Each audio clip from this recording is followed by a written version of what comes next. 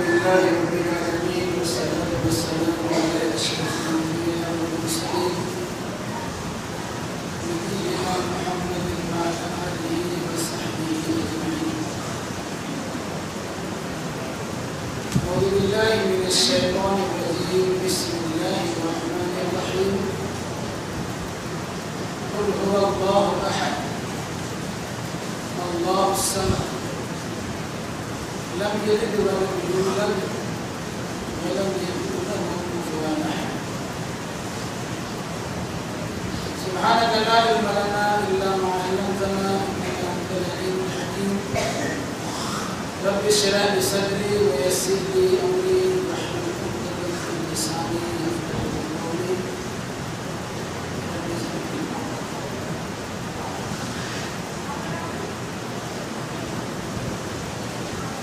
مختصر حمد و صلات کے بعد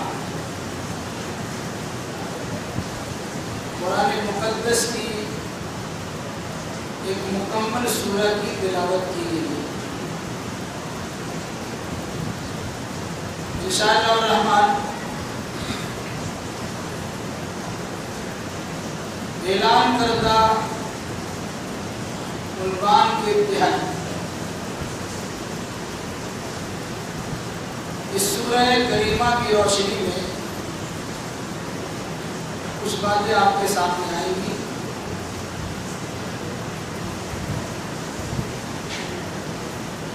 گزشتہ 2 راتوں میں توحید کی 2 قسموں کا تذکرہ اختصار کے ساتھ آپ کے سامنے کیا.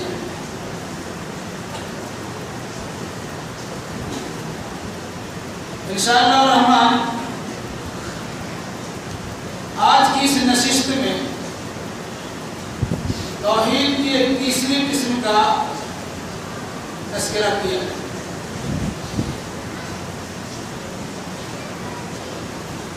ایک بار یاد رکھیے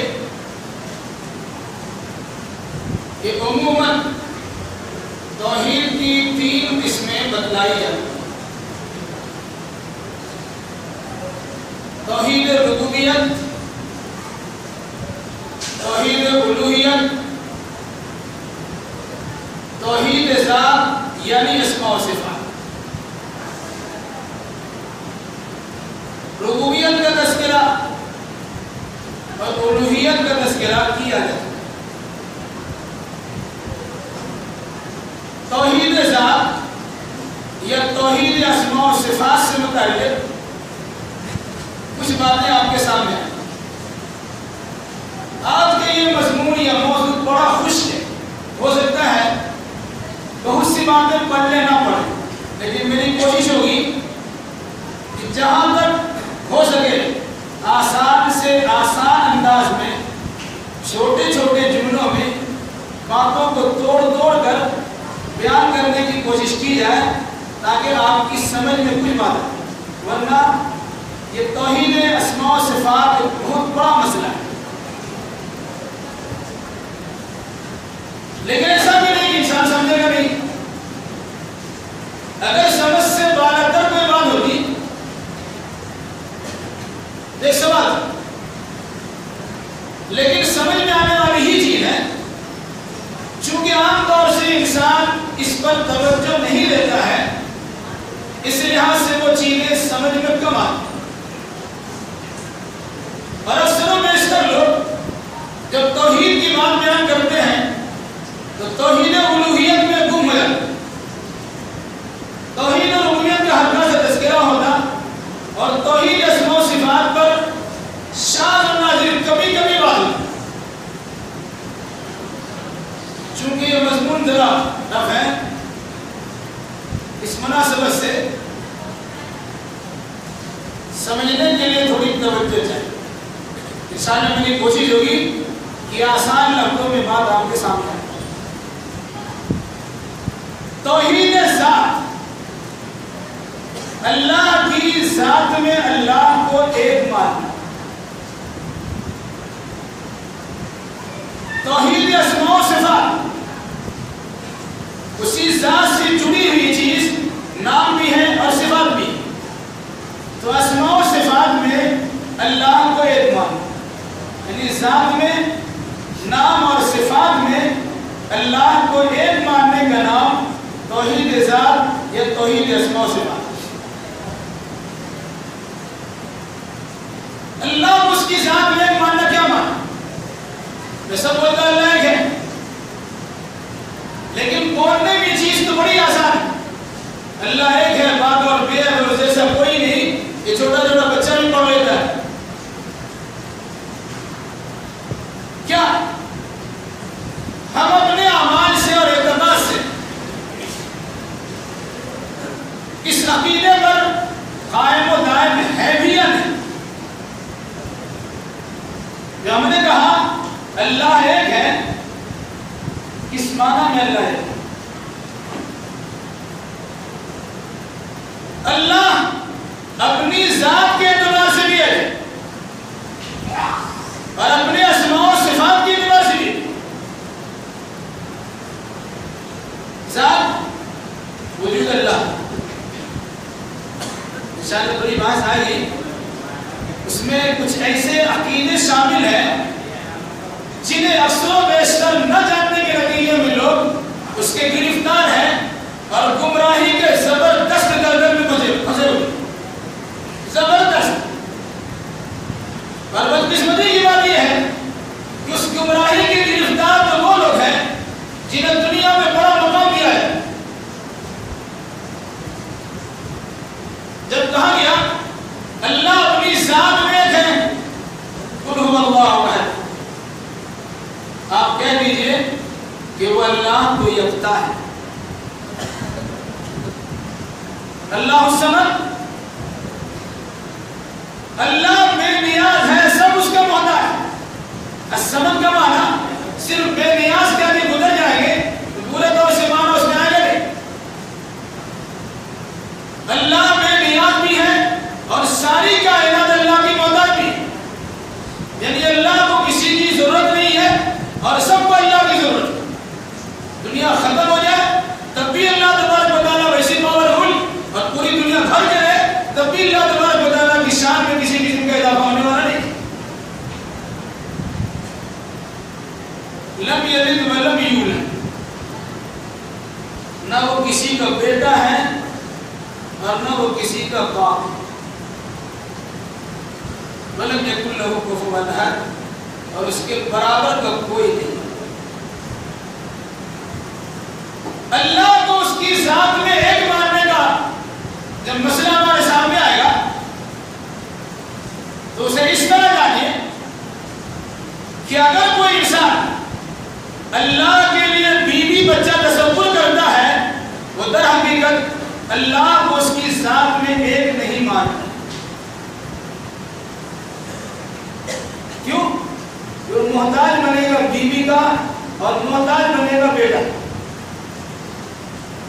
گویا بیوی اور بیٹا یعنی گھر کے سارے لوگ مل کر تب اللہ بنے۔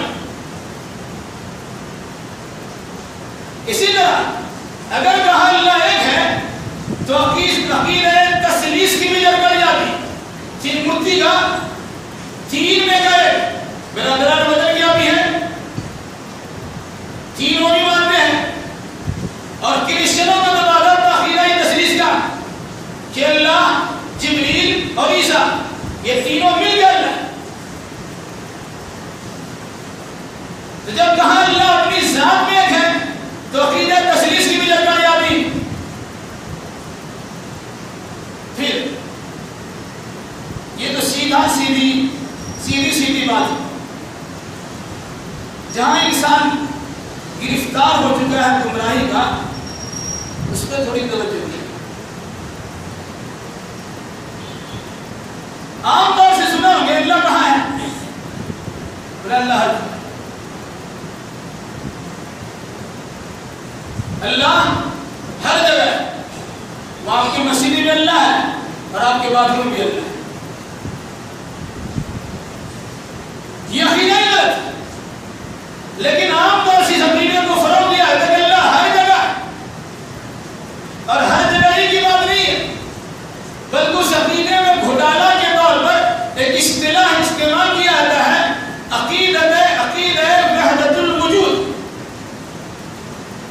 طرح لگے گا وحدت الوجود، مطلب ساری چیز میں اللہ ہے، میں بھی اللہ، پنکھا بھی اللہ، بجلی بھی اللہ، انسان بھی اللہ، جنات بھی اللہ، شیطان بھی اللہ، اور اس کے بعد فرشتے اور ساری کائنات، بلکہ ذرہ ذرہ اللہ ہے اور ذرہ ذرہ میں اللہ ہے۔ اس کو کہتے ہیں وحدت الوجود، موجود ہونے میں یکتا ہے، یعنی سب کچھ ایک ہی ہے اور وہ اللہ ہے۔ لا الہ الا اللہ کہتے ہیں، لا الہ الا هو اللہ کہا تھا، اس کا معنی یہ ہوگا نہیں ہے کوئی معبود مگر وہی تو اللہ ہے۔ مطلب کیا ہوگا؟ گمراہی کے طور پر بھی جس کو پوجا جاتا ہے، چاہے مندر میں دیوی دیوتاؤں کو پوجا جاتا ہو، چاہے گرودوارا پوجا جاتا ہو، چاہے کنیساؤں پوجا جاتا ہو، چاہے گرجاؤں پوجا جاتا ہو، چاہے مسجدوں پوجا جاتا ہو، چاہے کہیں اور بھی، وہ سب جگہ اللہ اور سب اللہ۔ یہ عقیدہ عقیدہ وحدت الوجود۔ اس عقیدہ وحدت الوجود کی پھر دو صورت ہوتی ہیں، ایک کا نام ہے وحدت الشہود اور دوسرے کا نام ہے عقیدہ حلول۔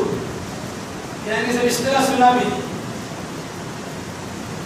لیکن ہے گمراہی اس طرف سے بڑی زبردست گمراہی ہے۔ کیسے؟ وحدت الشہود اس کی صورت یہ ہوتی ہے کہ انسان اللہ کی عبادت، ریاضت، بندگی، مجاہدہ، جانفشانی، محنت، مشقت کر کے اتنا اونچا ہو جاتا ہے کہ اللہ میں گم ہو جاتا ہے۔ یہ ہے وحدت الشہود۔ انسان جب بندگی خوب کرتا ہے اور اتنی بندگی کیا کہ وہ انسان نہیں رہا، وہ اللہ کی ذات میں گم ہو گیا، کیا کہتے ہیں فنا فی اللہ ہو گیا، تو وحدت الشہود اس کو کہتے ہیں۔ پھر اسی میں دوسری چیز ہے جس کا نام ہے عقیدہ حلول۔ وہ کیا چیز ہے؟ اللہ تعالیٰ اپنے بندوں سے اس طرح محبت کرتا ہے کہ اپنے آپ کو بلندی سے اتار کر بندوں میں داخل ہو جاتا اور اسی میں رہ جاتا۔ یہ عقیدہ حلول ہے۔ ایک طرف بندے کا عمل ہے، دوسرے طرف اللہ کا عمل ہے۔ اگر بندہ عبادت کر کے ترقی کر گیا تو اللہ کی ذات میں گم ہو گیا، تو وحدت الشہود ہے۔ اور اللہ تبارک و تعالیٰ کسی بندہ سے پیار و محبت کیا، اس سے الفت ڈالی اور اس کے بعد آہستہ آہستہ اپنے آپ کو نیچا کیا اور بندہ میں داخل ہو گیا، تو وہ عقیدہ حلول بن جاتا ہے۔ گمراہی کا کتنا بڑا عقیدہ ہے، اب اس کا تصور نہیں کر سکتے کیسے؟ اور افسوس کی بات یہ ہے کہ اس سلسلے میں لوگ قرآن و حدیث کی دلیل پیش کرتے ہیں، غلط اصطلاح نکالی اور قرآن و حدیث کی غلط تعبیر کر کے اس پر دلیل دینا شروع کیا، جبکہ توحید ذات یعنی اسماء و صفات کی توحید سے متعلق یہ عقیدہ رکھنا ہمارے لیے ضروری ہے کہ جس طرح اللہ اپنی ذات بھی رکھتا ہے، اسی طرح اللہ اپنے اسماء و صفات بھی رکھتا ہے۔ نہ اللہ کی ذات کو کسی سے مثال دی جا سکتی ہے، نہ کسی سے تشبیہ دی جا سکتی ہے، نہ کسی جیسا کہا جا سکتا ہے، نہ کسی کو اس جیسا تصور کیا جا سکتا ہے، نہ اللہ کسی انسان کی طرح مارا جا سکتا ہے۔ اس میں تعمیل بھی نہیں ہے، اس میں تمثیل بھی نہیں ہے، اس میں تشبیہ بھی نہیں، اس میں مثال بھی نہیں۔ کہتے ہیں بالکل مثالوں سے اللہ پاک، لیکن اس کے باوجود یہ چیز بھی ہمارے سامنے ہے کہ بندہ جب عبادت خوب کرتا ہے وہ دنیا کے تمام چیزوں سے مستغنی اور بے نیاز ہو جاتا ہے، اس کی نگاہ میں سب اللہ ہی اللہ ہے، تو نتیجے کے طور پر ہر جگہ اس کو اللہ کے انوار و تجلیات دکھائی دیتے ہیں، اور پھر اس سے انسان جب آگے بڑھتا ہے تو اسے ہر چیز پر اللہ ہی نظر آتا ہے۔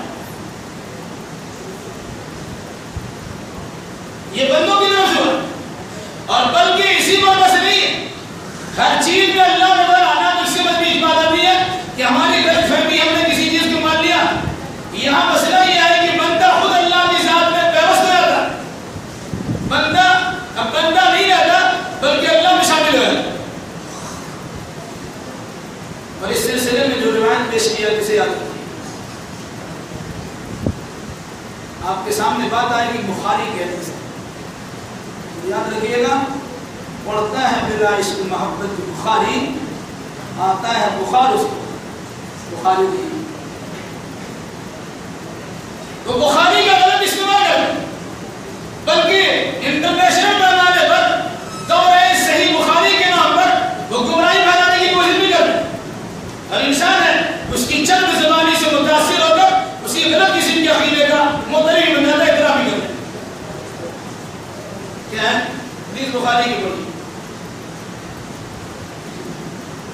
جب بندہ میں عربی متن کے علاوہ اس کا مفہوم بتاتا ہوں وقت کی قلت اس لیے.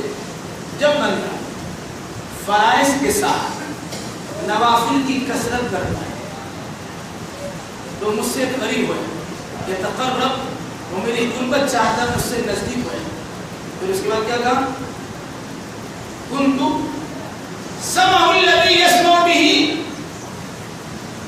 سمع الذی یسمع به وبصره الذي يبصر بها ويده التي يبطش بها ورجله التي يمشي بها او كما قال. جب بندہ عبادت کرتے کرتے کرتے میرے قریب ہو جاتا ہے تو میں اس کی آنکھ بن جاتا ہوں جس سے وہ دیکھتا ہے, میں اس کا کان بن جاتا ہوں جس سے وہ سنتا ہے, میں اس کا ہاتھ بن جاتا ہوں جس سے پکڑتا ہے, اور میں اس کی ٹانگ بن جاتا ہوں جس سے چلتا ہے.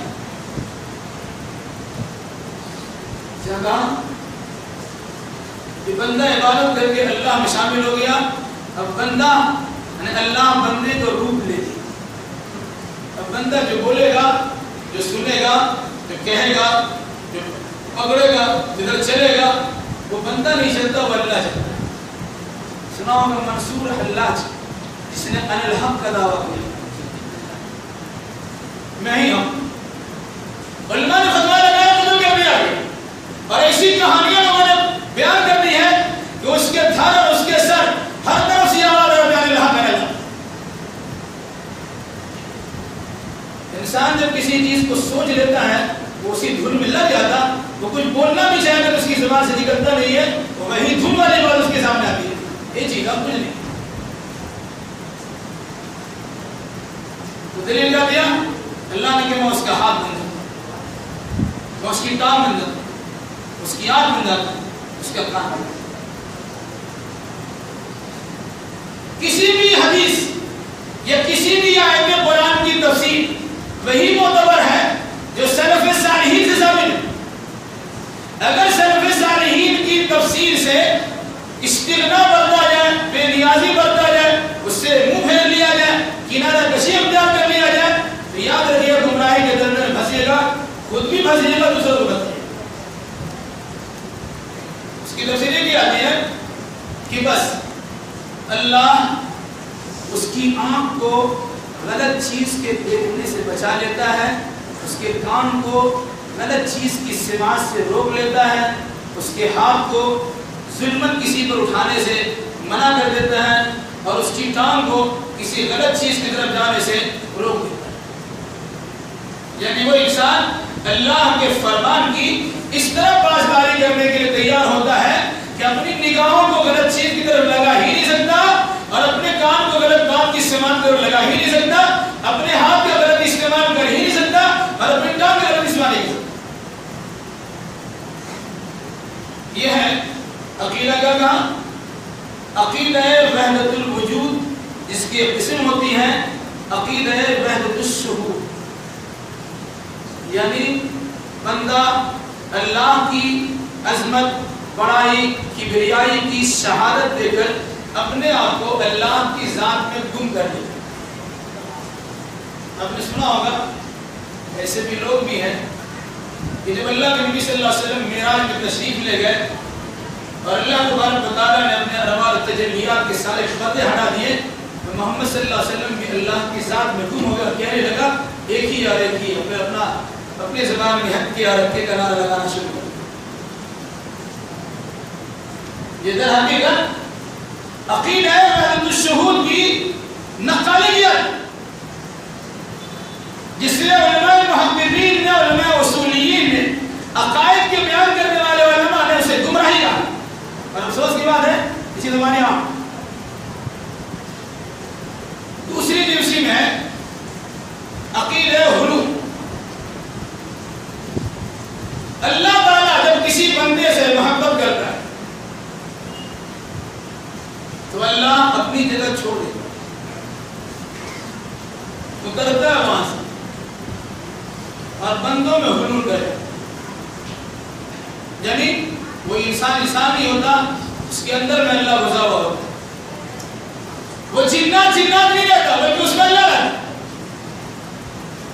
یہ حلول کا عقیدہ، نہ حلول کا عقیدہ درست ہے، نہ وحدت الشہود کا عقیدہ درست ہے، نہ ان دونوں کے مجموعہ کا عقیدہ وحدت الوجود کا عقیدہ درست ہے، بلکہ دونوں ایک کفریہ اور شرکیہ جملہ ہے جس سے اللہ تبارک و تعالیٰ کو بے نیاز سمجھنا چاہیے۔ اگر کوئی انسان اللہ کے بارے میں ایسا تصور کام کرتا ہے تو وہ انسان اللہ کی احدیت کا، اللہ کے یکتا ہونے کا اور اللہ کے ایک ہونے کا انکار ہے۔ سب اللہ ہے اور سب میں اللہ ہے، جبکہ ہونا چاہیے سب چیز اللہ کی ہے، سب کا خالق اللہ ہے۔ یہ ہے ذات میں اللہ کی توحید مانا، توحید فی ذات، یہ توحید ذات اسماء و صفات۔ اب اسماء و صفات کی طرف آئے، قرآن مجید میں اللہ نے فرمایا لیس کمثلہ شیء، اللہ جیسا کوئی، اللہ جیسا کوئی، کچھ جیسا کوئی نہیں، اللہ ایک ہے، پاک اور بے عیب اور جیسا کوئی نہیں۔ یہ بچپن کا عقیدہ، یعنی بچپن میں توحید کا عقیدہ بچوں کے ذہن و دماغ میں بسایا گیا تھا تاکہ بڑھاپے میں یہ قائم، مگر آج اس عقیدے والی کتاب کو پڑھانا بھی لوگ نہیں سمجھتے، پڑھانے کی ضرورت ہی نہیں جانتے ہیں، نتیجتاً یہ عقیدہ بن سور کر خرابی کی شکل میں انسان کے پاس آتا ہے اور انسان اسے اپنے گلے لگا لیتا اور سمجھتا ہے پکا ہو رہا ہے۔ قرآن کہتا ہے وَلَمْ يَكُنْ لَهُ كُفُوًا أَحَدٌ، اس کے برابر کا اور اس کے جوڑ کا کوئی نہیں، اس کی نظیر نہیں، اس کی مثال نہیں، اس کا ہمسر نہیں، اس کا کوئی برابر نہیں، اس کا کفو نہیں، کوئی جیسا نہیں۔ یہ سارا ترجمہ ہوتا ہے لَمْ يَكُنْ لَهُ كُفُوًا أَحَدٌ۔ آپ دیکھیے اللہ کی اگر صفت مانتے ہیں سمیع، مطلب سننے والا، ایک صفت ہے بصیر، دیکھنے والا، تو اللہ کی صفت سننا اور اللہ کی صفت دیکھنا کیا ہمارے دیکھنے اور ہمارے سننے کی طرح؟ ہمارے پاس بھی آنکھ ہے، ہم دیکھتے ہیں، کیا اللہ کی بھی آنکھ ہے؟ اللہ بھی دیکھتا ہے، دونوں برابر ہیں؟ اپنے عقیدے کی اور صفائی کرتے ہیں۔ کچھ لوگ ایسا بھی کہتے ہیں قول پورا لہن نے آواز نے، فارسی کا مقولہ ہے اللہ وہ ہے کہ جس کی آواز، جس کی بات میں آواز بھی نہیں اور کوئی لے بھی نہیں، اسے خامخواہ کیجیے۔ تو کہتے ہیں اللہ سنتا ہے لیکن اس کے پاس کان نہیں، اللہ دیکھتا ہے لیکن اس کے پاس آنکھ نہیں، اللہ پکڑتا ہے اس کے پاس ہاتھ نہیں، اللہ چلتا ہے لیکن اس کے پاس پاؤں نہیں۔ یہ اس قسم کے بھی عقیدے ہیں، اور بدقسمتی کی بات یہ ہے کہ اسکول و مدارس میں اس کے عقیدے والی کتاب پڑھائی بھی جاتی ہے، 5, 6, 7, 8, 10 تک کتاب پڑھائی جاتی ہے جس میں عقیدہ دیا جاتا ہے کہ اللہ کی آنکھ نہیں ہے لیکن وہ دیکھتا ہے، جبکہ قرآن مقدس نے کئی جگہ کہا، بطور خاص حضرت نوح علیہ السلام جب کہا وَاسْنِعِ الْفُلْكَ بِأَعْيُنِنَا، کشتی بناؤ میری نگاہ کے ساتھ، میری آنکھوں کے ساتھ۔ اللہ کہتے ہیں یحذرکم اللہ نفسہ، اللہ تم اپنی وجوہ سے رہتا ہے۔ اللہ کہتا ہے بل یداہ مبسوطتان،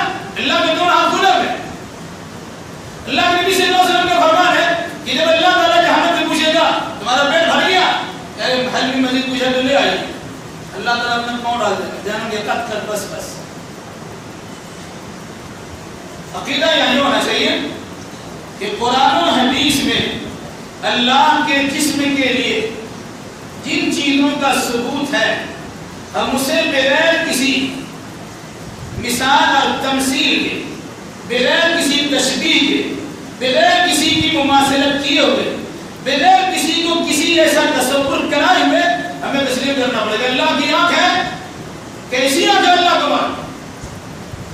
کہتے ہیں اللہ جسم سے پاک ہے، ایسا عقیدہ سنیے گا۔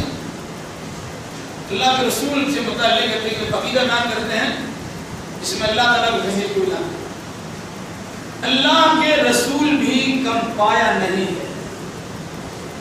کم پایا مطلب کم رتبہ، کم درجہ۔ اللہ کے رسول بھی کم پایا نہیں ہے، وہاں جسم نہیں ہے، یہاں سایہ نہیں، دونوں غلط ہیں۔ اللہ کے بعد جسم بھی ہے اور محمد رسول اللہ کا سایہ بھی ہے، اور ایسے متعقیدہ افراد بھی جو عام طور سے کہتے ہیں کہ سایہ نہیں ہے گنبد خضرا کے آج بھی انسان اگر نگاہ کو بند کر لے یا انہیں سجھائی نہیں، غلط سی بات ہے۔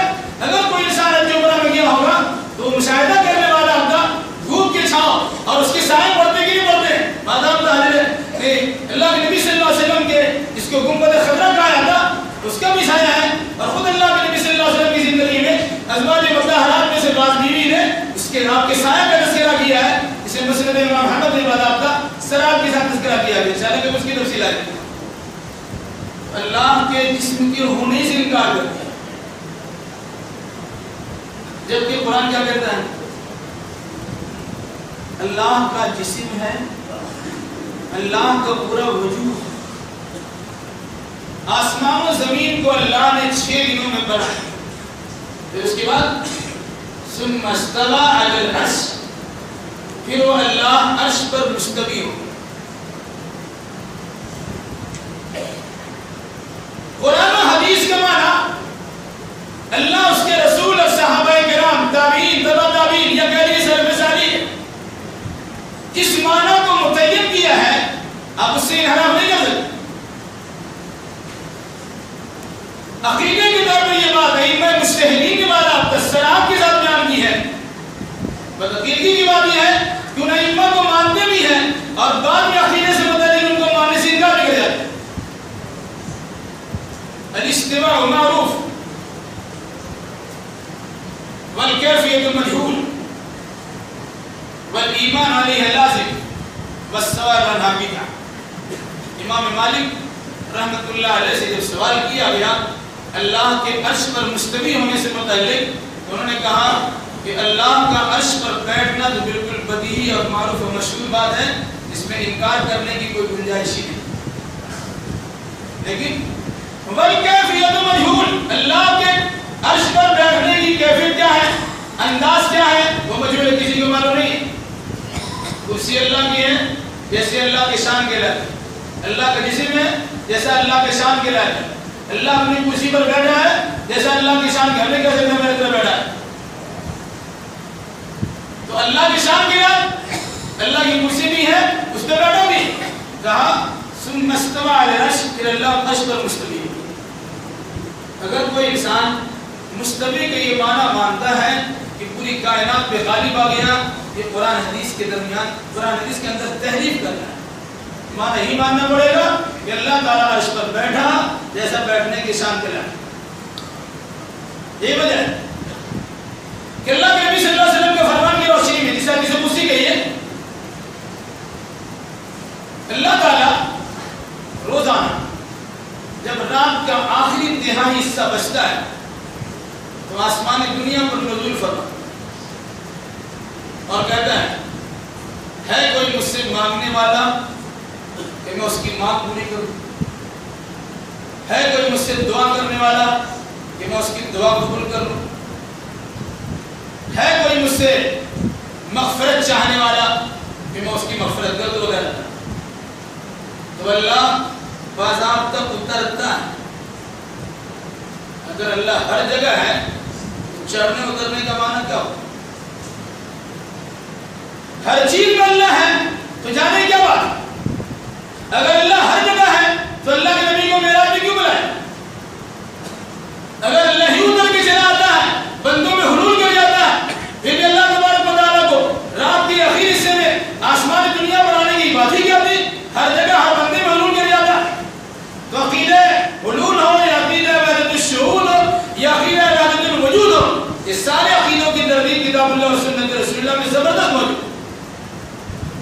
ہے اللہ ہر جگہ ہے، ایک کفری اور شرکی عقیدہ اللہ کہاں ہے؟ اللہ رسول۔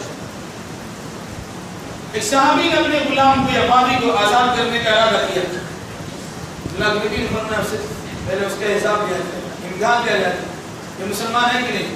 مجھے اللہ کہاں ہے؟ اللہ آسمان میں۔ کہا ٹھیک ہے مسلمان اسے آزاد کرو۔ اگر وہ بادی کہنے کہ اللہ ہر جگہ ہے، اس کے اسلام تصور نہیں کیا ہے، پھر وہ آزاد نہیں ہو۔ لیکن آج اگر ہمارا عقیدہ کیا ہے؟ آج ہمارا عقیدہ کہ اللہ ہر جگہ ہر چیز میں، یہ عقیدہ در حقیقت یہ خرافاتی عقیدہ ہے، اس سے گریز کریں۔ اب آئیے مماثلت کی بات ہے، لیس کمثلہ شیء، اللہ جیسا کوئی نہیں، اللہ کی مثال نہیں دی جا سکتی، یہ اللہ کو مثال سے سمجھا نہیں جا سکتا۔ اگر اس حقیقت کو جان لیں بہت بڑا مسئلہ ہو جائے۔ جیسے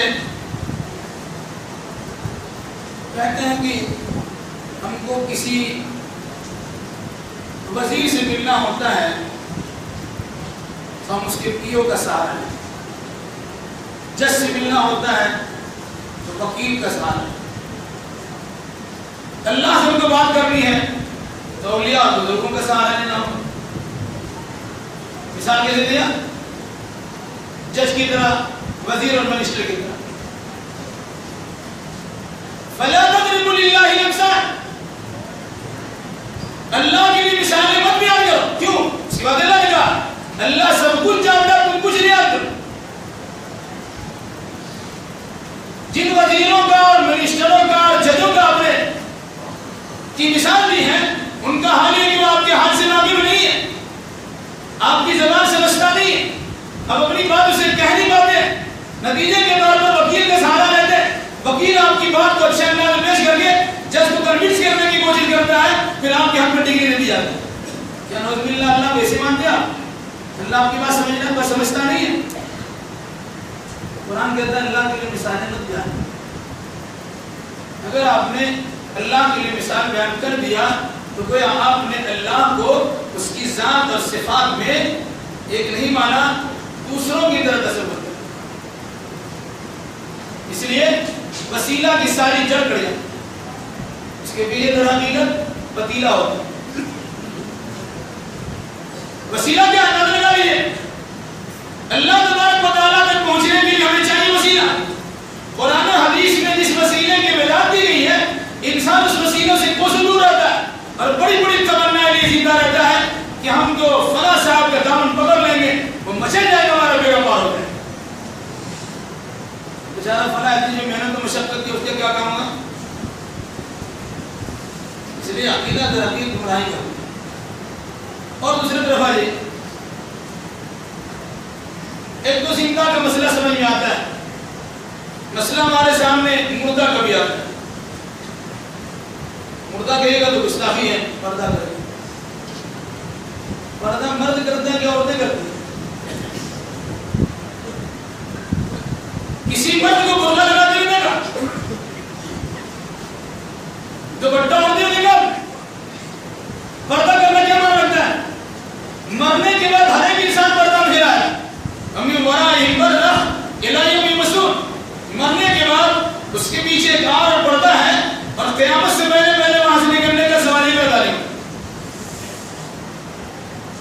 لیکن ہمارا عقیدہ کیا ہوتا؟ جو لوگ دنیا میں زندہ رہتے ہیں اس کے پاس تو کوئی پاور نہیں ہوتا، لیکن مرنے کے بعد وہ پاورفل ہے۔ مثال سنیے، ایک انسان اللہ والا بہت بڑا بزرگ ہے، پیر فقیر درویش ہے، ولی اللہ ہے، ان کی روح قبض ہو جاتی ہے۔ ذرا غور سنیے، ان کی روح قبض ہوتی ہے، اب ان کے دفن کرنے کا مسئلہ پیش آئے گا۔ اسلامی اصول کے مطابق چاہے جتنا بڑا ولی اللہ کی موت ہو جائے ان کو غسل دینا ضروری ہے،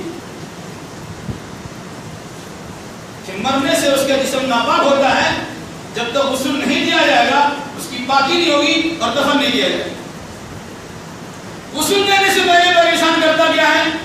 اپنے بائیں ہاتھ میں کپڑا لپیٹتا، اس کی شرمگاہ میں ہاتھ کو سٹاتا ہے، اس کا کلوخ دلاتا ہے۔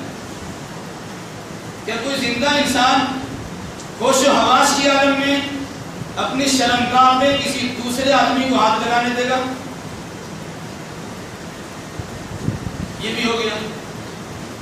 اس کے بعد نہانے کا مسئلہ ہے، اپنے بدن سے بیچارہ پھٹا پرانا کپڑا اتار نہیں سکتا، زندہ بھی اس کا کپڑا اتارے گا۔ اب اس کو نہلایا جاتا، پورے بدن میں بیل کی پتی کے سے گرم جوش کیا ہوا پانی سے اسے نہایا تھا، اس کا میل کجل کو صاف کیا ہے، شریر کے اندر غسل دیا گیا۔ اب باری آئی کو ہم پہنانے کی، وہ بیچارہ کتنا بے بس ہے کہ اپنا کپڑا خود نہیں پہن سکتا، ازار پر باندھنے کی دور کی بات ہے، وہ تہمن بھی نہیں لپیٹ سکتا۔ کپڑا میں تو کرتا میں ہاتھ گھسانے کی نوبت آئے گی، پاجامے میں ٹانگ گھسانے کی نوبت آئے گی، یا تو سیدھا سیدھی صرف کفن اوڑھ لینے کی بات ہے، وہ تو کفن بھی نہیں اوڑھ پاتا۔ وہاں سے اٹھایا، تابوت پہ آپ نے رکھا، تابوت بھی اٹھایا، کندھے پہ آپ لیے، قبرستان پہنچے، آپ نے نماز جنازہ پڑھی، ان کے لیے مغفرت کی دعا کی، پھر کندھے پہ اٹھایا، قبر میں ڈال دیا، پھر مٹی ڈال دیا۔ جب تک ان کی لاش آپ کی نگاہ میں تھی، آپ کے ہاتھوں میں مجبور محض، لیکن جب آپ نے اسے مٹی ڈال دیا اور اسے ڈھال دیا، اب بے اختیار آپ ہو گئے، پاورفل ہو گئے، اب اس کے محتاج آپ ہو گئے۔ جب تک ان کی لاش اوپر میں ہمیں کچھ دکھتا ان کو نہیں ہے، وہ سنتا کچھ نہیں ہے، کچھ پاور اختیار نہیں ہے، لیکن وہ انسان جب قبر کے اندر چلا گیا ہے تو حال کیا ہے؟ اب وہ پوری دنیا میں چھا گیا، وہ مرا نہیں وہ امر ہو گیا۔ اب معاملہ کیا ہے؟ اب اس کے محتاج رہی ہے، چھوٹا ہو کے بڑے سب انہیں کو پکاری، نزدیک سے پکاری ہے اور دور سے پکاری، اور یقینہ رکھا جاتا ہے کہ وہاں پہنچنے کے بعد وہ اتنا قریب اللہ تبارک و تعالیٰ کا ہو گیا کہ اللہ نے قوت سماعت میں اور قوت بصارت میں اور حساسیت کے اندر اتنی زیادتی نافرمانی ہے کہ دور اور نزدیک کی ساری باتوں کو سنتا بھی ہے، دیکھتا بھی ہے، اور اسی پر بس نہیں ہے، وہ نفع نقصان بھی پہنچا سکتا ہے۔ یہ عقیدہ تھوڑا سا مادہ کا استعمال کیجئے، اس کا پودا پن ظاہر ہو جائے گا۔ اگر مثال سلسلے میں لیں گے تو قرآن حدیث سمجھیں، بظاہر دیکھیے ایک آدمی سو رہا ہے، دو آدمی آپ بیٹھ کے بات کر رہے ہیں اور ایک آدمی سویا ہوا ہے۔ آپ بیٹھے ہوئے انسان یہ نہیں سمجھ سکتے کہ سویا ہوا آدمی کس پریشانی میں ہے اور کس خوشی میں ہے، کیا اس کے ساتھ اندر مرجعہ کے سامنے ہے، آپ دونوں نہیں جان سکتے۔ آپ کے بغل میں سویا ہوا آدمی، قبر میں ہی زمین کے اوپر نرم گرم بستر میں سویا ہوا آدمی آپ کے سامنے سویا ہوا ہے، آپ اس کے خلاف کیا پلان بنا رہے ہیں، اس کو گالی دے رہے ہیں، اس کی دعا دے رہے ہیں، اس کو مارنے کے در پہ ہیں، اسے اونچا اٹھانے کے خیالات میں لگے، وہ کچھ نہیں سمجھتا۔ جانتے ہیں کیا؟ سویا ہوا انسان بغل والے کی بات جانتا ہے، اگر وہ مٹھیا ہوئے ہو تو، اگر کوئی انسان مٹھیایا ہو تو اس کو لگ جانے کی ضرورت ہے، وہ اٹھے گا نہیں ویسے، لیکن اگر کوئی انسان آپ کی سویا ہے، آواز وہاں اڑو، آنا چھوڑ جائے، تو اندازہ لگائیے اوپر میں اگر وہ سویا ہوا ہے تو جاگے میں کی بات کو سنتا نہیں ہے، اگر اس کو اندر میں ڈال دیا اور لمبی نیند ان کو سنا دی گئی ہے، وہ کیسے سنیں گے؟ کیسے نہیں سنیں گے اور کیسے سنیں گے؟ بتائیے۔ قرآن مجید میں اللہ نے جن کی بزرگی کی شہادت دی، ان کا حال یہ ہے کہ وہ سوئے ہوئے حالت میں اپنے بارے میں کچھ نہیں آتے۔ میں دو ہلکا اشارہ کر کے دو آگے اشارہ کر کے آگے بڑھتا ہوں۔ حضرت حسین تورات کا حافظ کہا جاتا اور دین بنی اسرائیل، دین اسرائیلی کے لیے نشانیاں پیدا کرنے والا انسان سے تصور کیا ہے۔ ایک بستی سے گزر رہے تھے، کہ اس بستی کی تباہی کو اللہ تعالیٰ کیسے آبادی میں تبدیل کرے گا؟ فامات اللہ میں آتا سورہ بقرہ میں اللہ نے کہا ان کو 100 سال کے لیے مار دیا۔ 100 سال کے بعد اللہ نے اٹھایا، دکھایا ان کے سامنے گدھا ہے، ختم۔ گدھا کس طرح گدھا تیار ہوگا، اس کی ہڈیاں، اس کی گوشت، اس کی چمڑیاں کس طرح جڑے گی، ان کے سامنے دکھایا۔ جو چیز کرنے والی تھی اس کو سنا دیا، اور جو کھانا لے کے 2 شہر سفر لے کے جا رہے تھے وہ کھانا ویسی کی ویسی تازہ کا تازہ ہے. پوچھا کم لبستہ حذیر کتنے دن یہاں ٹھہرے رہے؟ قرآن پہلے کیا چکا ہے کہ فَأَمَاتَهُ اللَّهُ مِئَةَ عَامٍ، اللہ نے 100 سال کے لیے موت دے دیا تھا. بعض لوگوں نے ان کو نبی کہا اور نبی نے تو کم سے کم تو اللہ کا ولی اور عالم دین کہا ہی. ان کا جواب کیا ہے؟ لبثت یوما او بعض یوم، ایک دن بلکہ بھی اس سے بھی کچھ کم. 100 سال کی مدت سنائی دیا. ان کو اپنے بارے میں پوچھا جا رہا ہے کتنے دن یہاں ٹھہرے رہے، وہ کیا کہتے ہیں ایک دن بلکہ اس سے بھی کچھ کم ٹھہرے. حذیر کی بزرگی میں کسی کو شک ہے؟ ان کو اپنے بارے میں پتہ نہیں ہے، پوری دنیا کے بارے میں پتہ کیسے ہو جائے. دوسری مثال سورہ کہف میں اصحاب کہف کا تذکرہ کیا گیا.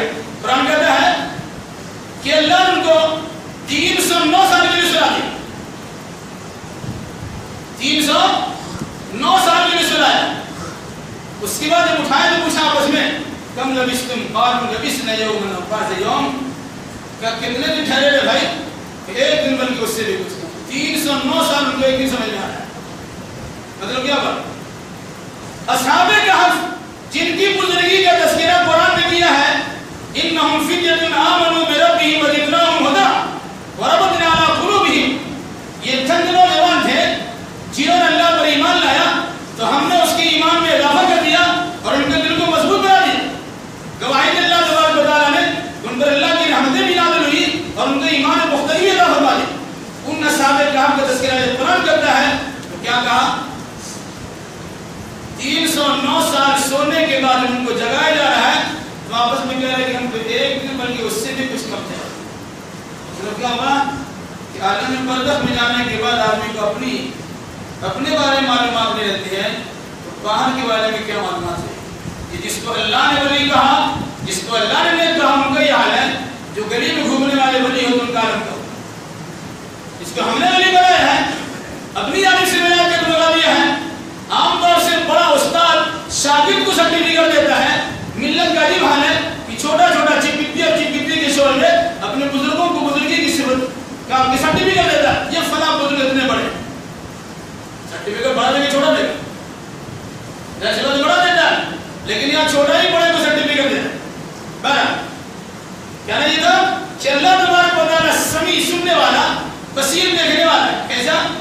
انسان بھی دیکھتا سنتا ہے، اللہ بھی دیکھتا سنتا ہے. انسان کا حال ہے کہ آنکھ بند ڈبا گیا، آنکھ بند کرنے کچھ دکھائی نہیں دیتا. کیا اللہ کو استعمال کرتے ہیں؟ انسان کا حال یہ ہے کہ تھوڑے ایک دن اگر نہیں سویا، رات نہیں سویا، دوسرے دن بس جھکتا ہے. اللہ کے بارے میں اللہ کیا کرتا ہے؟ اللہ خود اسے رکھو جانو، اسے نیند اور روم کرنی آتی ہے. تو اللہ کی جیسی بندوں کی مثال ہے، بندوں کو اللہ کی مثال دینا کسی بھی صورت میں یاد نہیں ہے. یہ ہے توحید ذات، اسماء و صفات. اللہ کی ذات میں اور اللہ کے اسماء و صفات میں اللہ کو ایک ماننا. اگر اللہ تعالیٰ سمیع ہے تو وہ دور سے بھی سنتا ہے، نزدیک سے بھی سنتا ہے، آسمان سے بھی سنتا ہے، عرش پر اللہ سے بھی سنتا ہے. اور اللہ تبارک و تعالیٰ اگر بصیر ہے تو آپ کے گھر سے بھی دیکھے گا، آسمان کی بلندی سے دیکھے گا، عرش پر اللہ سے بھی دیکھے گا. لیکن انسان کا حال کیا ہے؟ وہ اگر نزدیک سے دیکھا تو دیکھا، بیچ میں پردہ حل کر دیا، پردہ کے پیچھے کیا آپ نے دکھائی نہیں دیتا. دور میں کیا آواز ہوتی ہے آپ کو سنائی نہیں دیتا. یہ ہے بندہ اور اللہ مفرد. تو اللہ کی ذات میں اللہ کو ایک ماننا اور اللہ کی صفات میں اللہ کو ایک ماننا، یہ توحید ذات یا توحید اسماء و صفات. تو اس عقیدت کو جان جائیں گے تو عقیدے کے بہت سارے مسائل آپ کے حل ہوئے. پھر تمناؤں کی زندگی گزاری جاتی ہے اور آرزوؤں پر انسان جیتا رہتا ہے کہ ہم گناہگار ہیں تو کیا ہوگا، ہمارے خاندان میں تو حافظ قرآن پیدا ہوگا، 10 جہنمی میں بھی جنت مل جائے. اور ہمارا جو فلاں بزرگ رشتہ قائم ہوگا وہ تو قبر ہی میں نقیرن کو تماچے لگا دیں گے، تم کو پتہ نہیں میرے ماننے والے. اور آگے بڑھیں گے تو انبیاء و مرسلین لگ جائیں گے اور انبیاء و مرسلین کے بارے میں عقیدہ رکھیں گے کہ وہ تو ہماری مراد. یاد رکھیے گا انبیاء و مرسلین اللہ کے علاوہ جتنے جو بھی ہیں وہ اللہ کی بارگاہ میں، انسان نہیں، اللہ کی بارگاہ میں مجبور محض. اللہ تبارک و تعالیٰ کی مشیت ہوگی تو کوئی انسان ایک قدم آگے بڑھا سکتا ہے اور کوئی بول سکتا ہے. خود اگر حدیث شفاعت کو لے لیجیے گا انشاءاللہ اس کی بھی تفصیل آئے گی, شاید ہو سکتا ہے آئندہ رات آ جائے. حدیث شفاعت کو لے لیا, میدان محشر میں تمام نبیوں کے میں سے سردار قسم کے نبیوں کے پاس لوگ جائیں گے کہ اللہ سے ہم کہہ دیں آدم کے پاس, نوح کے پاس, ابراہیم کے پاس, موسیٰ کے پاس, عیسیٰ کے پاس, محمد رسول اللہ صلی اللہ علیہ وسلم علیہ السلام کے پاس لوگ جائیں گے. سب نے کیا کہیں گے؟ آگے بڑھ جاؤ. اللہ کے نبی صلی اللہ علیہ وسلم کہ ٹھیک رہو, ایسا نہیں کہیں گے. حضور اکرم صلی اللہ علیہ وسلم کے بارے میں بتایا گیا فاقر الساجد میں سجدہ بھی کرو, یعنی اب اللہ کو منائیں گے.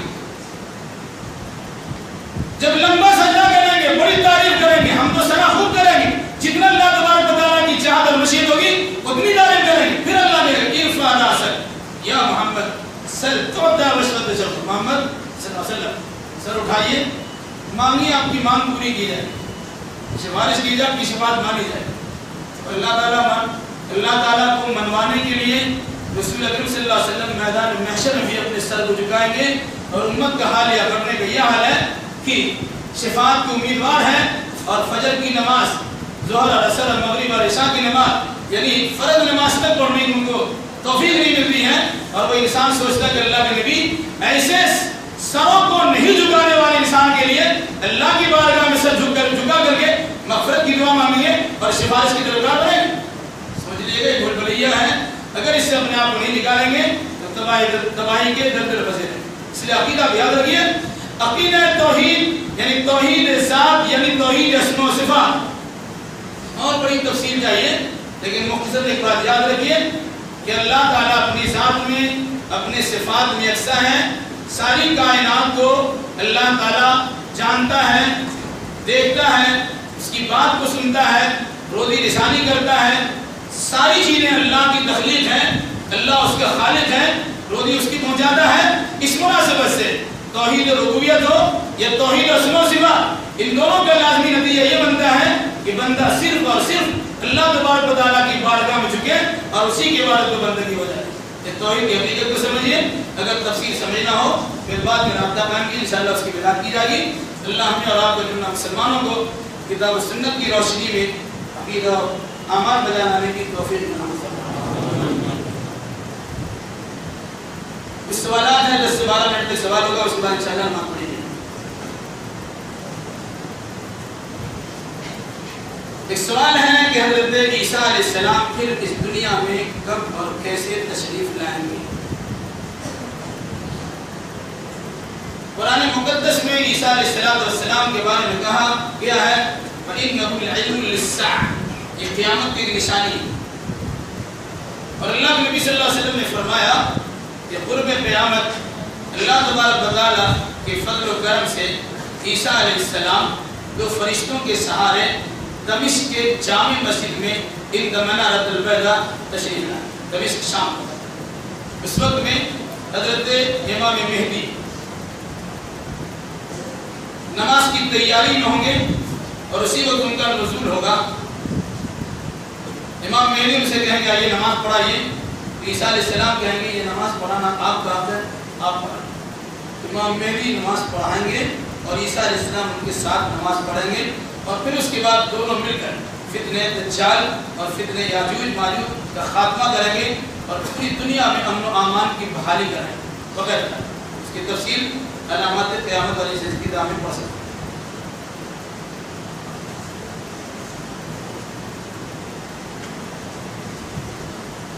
ایک سوال آیا کہ رسول اللہ صلی اللہ علیہ وسلم کے قبر کے بغل میں جگہ کیوں خالی ہے اور کس کی ہے؟ اس میں سے کون ایسا اللہ کا بندہ ہے جس نے اللہ کے نبی صلی اللہ علیہ وسلم کی قبر کے سامنے خالی جگہ دیکھی؟ بارہا سفر کرنے والے انسان بتاتے ہیں کہ خالی کی جگہ نہیں. اور عام طور سے دکھنے کا سوال پیدا نہیں ہوتا ہے, ایسا گھیر دیا گیا کہ عوام خواص تک تو وہاں پہنچنے کی نوبت نہیں آتی ہے. تو دور سے جھنڈے اور جالیاں کچھ جالی دکھائی دیتے گری نگی لوگ سمجھتے وہی سب کچھ. اس سلسلے میں ایک روایت پیش کی جاتی ہے جسے علماء محدثین نے ذکر کہا کہ اللہ کے نبی صلی اللہ علیہ وسلم کی قبر کے پاس میں ایک جگہ خالی ہے جہاں عیسیٰ علیہ السلام کو دفن کیا جائے. بہت مشہور بات ہے، لیکن یہ سندی اعتبار سے حدیث صحیح نہیں ہے، اس لحاظ سے اس پر اعتبار نہیں کیا جائے.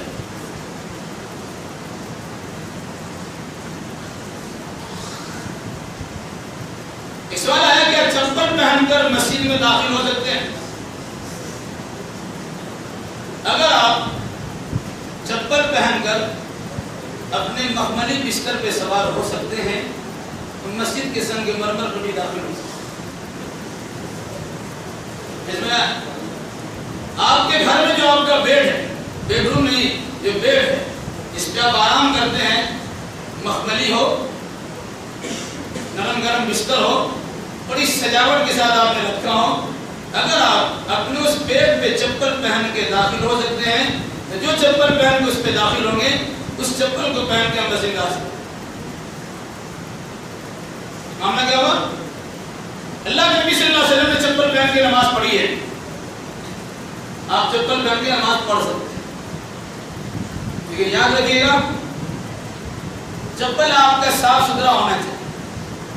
اگر اس میں غلاظت و گندگی ہے تو آپ چپل پہن کے نماز نہیں پڑھ سکتے. حدیث سماعت کر لیجیے، اللہ کے نبی صلی اللہ علیہ وسلم ایک مرتبہ نماز پڑھا رہے تھے، جنتے چپل پہنے تھے اور صحابہ کرام بھی آپ کے ساتھ.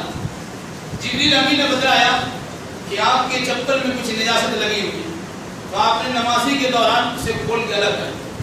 جب دیکھا اللہ کے نبی صلی اللہ علیہ وسلم لگ دیے تو صحابہ کرام بھی کھول دیے. نماز کے بعد آپ نے پوچھا تم لوگوں نے ایسا کیوں کیا؟ تو صحابہ نے بتایا کہ آپ کو دیکھا اس نے کیا. تو انہوں نے کہا کہ مجھے جبریل نے بتایا کہ اس میں گندگی ہے، ہمارے چپل میں تو گندگی نہیں تھی. اس کا مطلب کیا ہوگا؟ اگر پاک صاف جوتے چپل ہیں اس میں آپ نماز پڑھ سکتے ہیں. مسجد کا مسئلہ کیا لگا؟ میں ویسے پہلے بتا دیا کہ اگر ایسا پاک صاف چپل ہے کہ جس کو پہن کر اپنے بستر پہ جا سکتے ہیں، ایسا چپل پہن کے ہم مسجد کر سکتے ہیں. آپ سوچیں کہ دنیا بھر کا سارا کام کرتے رہیں اور پھر اسی چپل کے ساتھ مسجد میں چلے جائے تو مسجد آپ کی غلاظتوں کا ٹھکانہ نہیں، یہ غلاظتوں کا اڈا نہیں. اس حدیث سے بھی پتہ چلتا ہے کہ اللہ کے نبی صلی اللہ علیہ وسلم کو علم غیب نہیں تھا، ورنہ اگر غیب کی خبر پہلے سے رہتی تو گندگی کے ساتھ آپ نماز تو کبھی نہیں پڑھتے. یہاں تک کہ جبریل کو بتانا پڑ گیا کہ آپ سے بھول پتہ رہتا ہے. اس لیے عقیدے کی صفائی بھی کیجیے اور جوتے چپل پہن کر نماز پڑھنے کی گنجائش ہے، پہن سکتے ہیں. اور ویسے حدیث میں اس بات کی وضاحت بھی ہے کہ اگر کسی کی چپل میں جوتے میں گندگی لگی، اس نے اسے مٹی میں یا گھاس میں رگڑ دیا اور بظاہر اس میں کچھ گندگی نہیں دکھتی ہے تو چپل پاک ہے، اس کی صفائی اتنی میں کافی ہو جاتی ہے. اگر آپ کی طبیعت بھرتی ہے تو آپ نماز پڑھ سکتے ہیں. لیکن ایک مسئلہ صاف کر لیجیے، عام طور سے دیکھیے گا کچھ لوگ کہتے ہیں کہ جوتے چپل میں تو نماز نہیں ہے، لیکن جنازہ کی نماز میں اگر آپ دیکھیں گے تو کچھ لوگ تو تقویٰ بڑھاتے ہیں، چپل کھولا اور اسی پہ چڑھ. فائدہ کیا ہوگا؟ اگر جوتے میں تو گندگی نہیں لگی ہے نماز آرام سے پڑھ لیجیے، لیکن اگر اس میں گندگی لگی ہوئی ہے تو اتار کے پھر اسی پہ چڑھ گئے تو پہننے ہی دو گے. اگر اتارنا تو دائیں گندگی نہیں اور نہیں تو پہن کے نماز پڑھ لیجیے. اس لیے جوتے چپل میں نماز ہوتی ہے لیکن پاک صاف ہوتی ہے.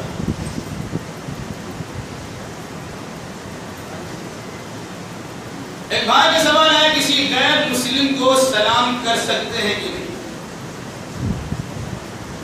اللہ کے نبی صلی اللہ علیہ وسلم کو فرمایا لا تسلموا علی الیہود والنصارى، بخاری مسلم کی روایت میں یہود و نصارہ کو سلام مت کرو. عام غیر مسلم کفار مشرکین کے بالمقابل یہود و نصارہ کم از کم ان سے بہتر. اس معنی کر کے یہ بھی اللہ اس کے رسول کو مانتے اپنے نبی. یہی وجہ ہے کہ ان کے ساتھ ان مسائل میں کچھ آسانی پڑتی ہے. ان کا ذبیحہ آپ کھا سکتے ہیں اور اگر کوئی بازاری اس کی عورت نہیں ہے اس سے نکاح بھی کیا سکتا ہے، لیکن مشرک عورتوں سے نکاح نہیں کر سکتے. اس مناسبت سے کسی غیر مسلم کو سلام کرنے میں پہل نہیں کر سکتے. لیکن اگر کسی غیر مسلم نے آپ کو سلام کر دیا ہے تو آپ صرف علیکم کہہ سکتے. ہو سکتا ہے کہ ہمارے بعد اسلامی اسکالر جن کی کوششوں کا انکار نہیں کیا سکتا، جن کی دعوت و تبلیغ سے الحمدللہ بہت فائدہ ہوتا ہے، ہم ان کی 5 بات کوتاہیوں کے نتیجے میں ان کے سارے کارنامے میں پانی نہیں دے سکتے. نام لینے کی ضرورت نہیں، سمجھ سکتے آپ. کچھ ایسے اللہ کے بندے ہیں اور ایسے مبلغ ہیں، ایسے دائی ہیں، ایسے دین کے ترویج ارشاد کرنے والے اسکالر ہیں کہ جن سے بھول ہوئی اس معنی میں انہوں نے کہا کہ غیر مسلم کو بھی سلام کیا جا سکتا ہے. لیکن جب اللہ کے نبی صلی اللہ علیہ وسلم کی صحیح حدیث ہمارے پاس موجود ہے تو وہاں پر کسی عالم دین کی بات بھی نہیں مانی جائے گی، لیکن ان کی کسی ایک غلطی کے نتیجے میں ان کی تمام کاوشوں پر پانی نہیں پھیرا جا سکتا۔ اس لوگ بھی ہمارے جذباتی ہیں، یہ غلطی کیا اور وہ غلطی کیا، اور ان کی ساری کوششوں کو بیکار سمجھتے ہیں۔ ایسا سمجھنا غلط ہے، جو صحیح ہے صحیح ہے، جو غلط ہے غلط ہے۔ ان کی غلطی کی سراہنا نہیں کی جائے گی، لیکن اگر اس نے کوئی صحیح بات کہی ہے اس میں کسی قسم کی کوتاہی نہیں کرنی چاہیے۔ اعتکاف کیا ہے کسی کے؟ اخیر سوال اعتکاف کے بارے میں کیا ہے؟ اعتکاف کسے کہتے ہیں؟ اعتکاف کے معنی ہوتا ہے کسی کنارے میں اللہ کی عبادت کے لیے اپنے آپ کو مخصوص کرنا۔ اعتکاف ایک دن کا بھی ہو سکتا ہے، 2-3 دن کا بھی ہو سکتا ہے، لیکن رمضان کا جو مصنون اعتکاف ہے وہ 10 دن کا ہے۔ 20 تاریخ کو یعنی 21ویں رات سے پہلے مغرب سے پہلے مسجد میں داخل ہوا جاتا ہے اور چاند نکلنے تک مسجد میں رہ کر اپنے آپ کو اللہ سے لو لگانے میں مشغول رکھا جاتا ہے۔ مقصد کیا ہوتا ہے کہ دنیا کے تمام تر آلائشوں سے اپنے آپ کو بچا لیں گے اور اللہ کی بندگی میں اپنے آپ کو لگا لیں گے۔ بلا ضرورت بات چیت نہیں کر سکتے ہیں، مریضوں کی عیادت کو نہیں آ سکتے ہیں، کسی کی جنازہ میں شرکت کے لیے باہر نہیں آ سکتا ہے وغیرہ وغیرہ، ٹھیک ہے۔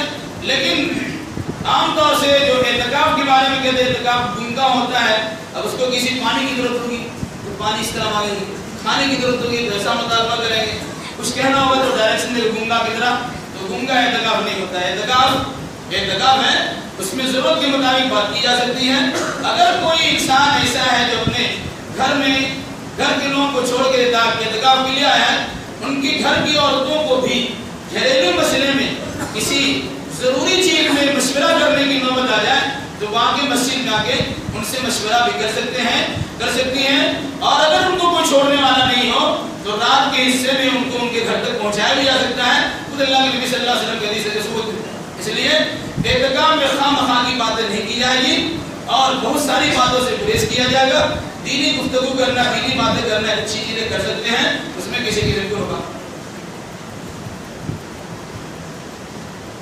اقول قولی هذا واستغفر الله لي ولكم ولسائر المسلمين واخر دعوانا الحمد لله رب العالمین۔ آئندہ رات یعنی 27ویں رات کو انشاءاللہ الرحمن پروگرام ہوگا، اس کا نام ہے مقام رسالہ، رسول کا مقام کیا ہے اور دنیا میں رسول کے آنے کا مقصد کیا ہے۔ عام طور سے اللہ کے نبی صلی اللہ علیہ وسلم کی ذات سے الفت کا اظہار کیا جاتا، لیکن آپ کی بات کو ان کی نگاہ میں کوئی اعتبار نہیں ہے۔ اس سلسلے میں شاید تفصیلی بات ہم کریں۔ اللہ تعالیٰ ہمیں اور آپ کو نیک سمجھ دے اور صحیح بات سننے کہنے کی توفیق عطا فرمائے۔